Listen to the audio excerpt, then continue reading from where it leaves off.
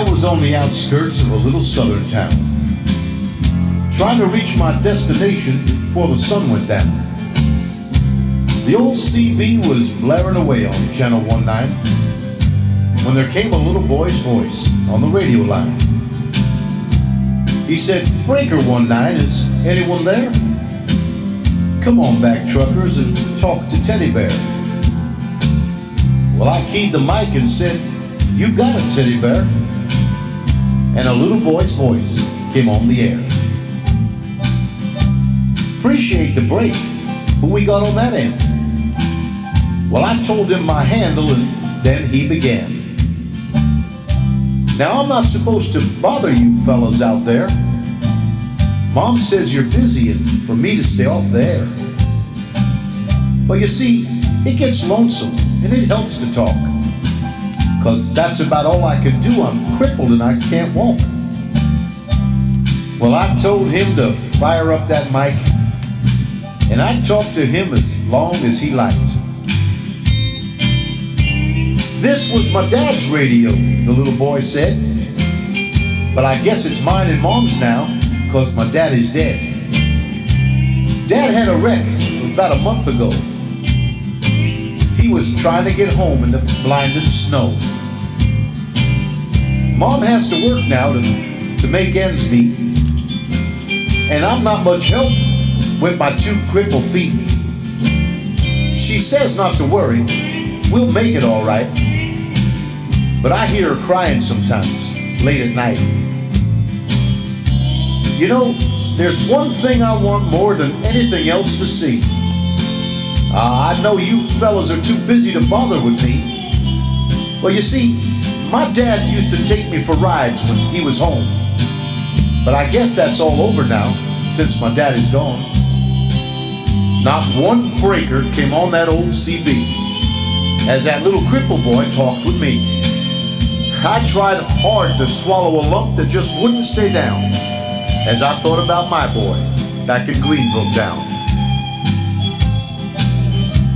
Dad was going to take Mom and me with him later on this year. I remember him saying, "Someday this old truck will be yours, Teddy Bear." But I know I'll never get to ride an 18-wheeler again. But this old base will keep me in touch with all my trucker friends. Well, Teddy Bear's gonna back on out now and leave you alone, 'cause it's about time for Mom to come home. But you give me a shout when you're passing through, and I'll be happy to get back to you. Well, I keyed the mic and said, "Before you go, 1010, what's your home 20, little CB friend?" Well, he gave me his address, and I didn't once hesitate, 'cause this big load of freight is just gonna have to wait. I turned that truck around on a dime and headed straight for Jackson Street, 229. And as I rounded the corner, oh boy, I got one heck of a shock. 18-wheelers were lined up for 3 city blocks. Well, I guess every driver for miles around had caught Teddy Bear's call. And that little cripple boy was having a ball. Why, as fast as one driver would carry him in, another would take him to his truck and take off again. Well, you better believe I took my turn at riding Teddy Bear. And when we were all done, I brought him in and sat him down in his chair.